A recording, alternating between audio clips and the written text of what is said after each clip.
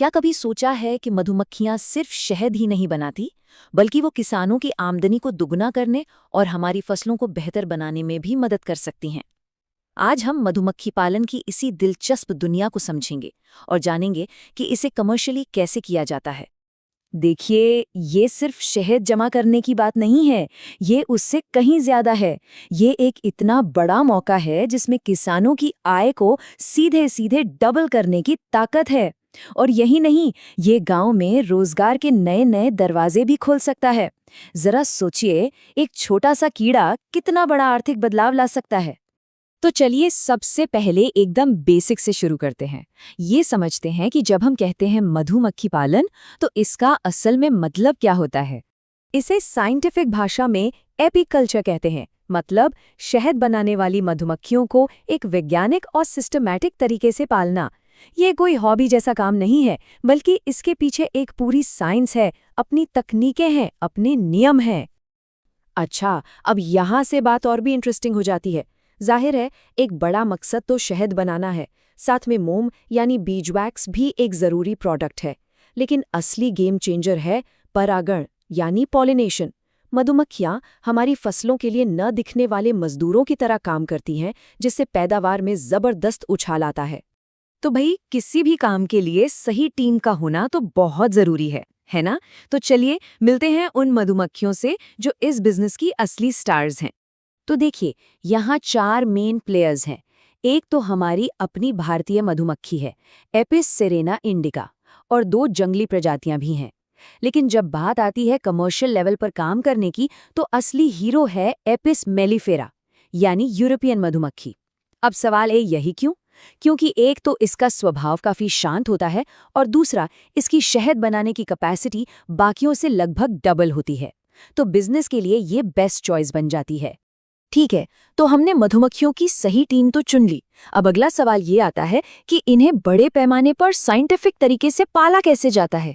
ये कोई मामूली लकड़ी का बक्सा नहीं है, ये मधुमक्खियों के लिए एक डिजाइन किया हुआ स्मार्ट होम है। सबसे नीचे वाला हिस्सा ब्रूड चेंबर उनकी नर्सरी है, जहां रानी अंडे देती है, और जो ऊपर वाला सुपर चेंबर है वो उनका गोदाम है, जहां वो हमारे लिए शहद जमा करती हैं। ये पूरा डिजाइन ऐसा है कि मधुमक्खियों को भी आसानी हो और पालने वाले को भी। अब इनको पालने के 2 मुख्य तरीके हैं। पहला है स्थिर या स्टेशनरी तरीका। इसमें बक्सों को एक ही जगह पर रखा जाता है, जहां आसपास भरपूर फूल हों। इसमें खर्चा कम आता है।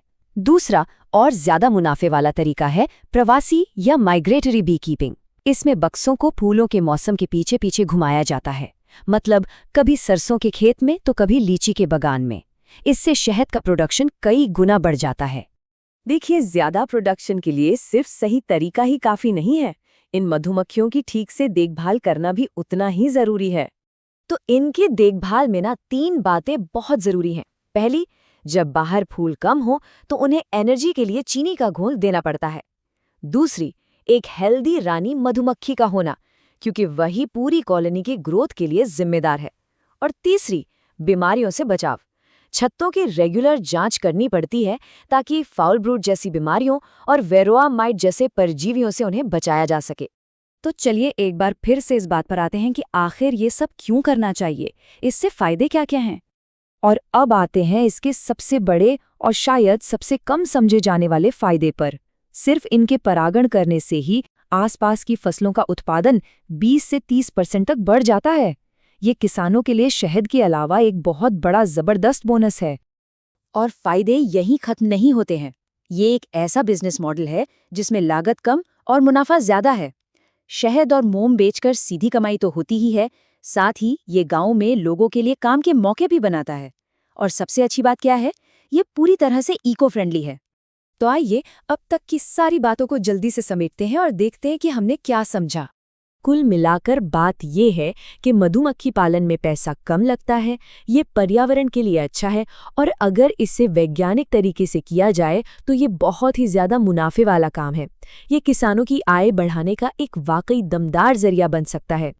और जाते जाते मैं एक सवाल छोड़ना चाहूंगा, क्या मधुमक्खी पालन में सच में इतनी ताकत है कि वो भारत की ग्रामीण अर्थव्यवस्था की पूरी तस्वीर ही बदल दे?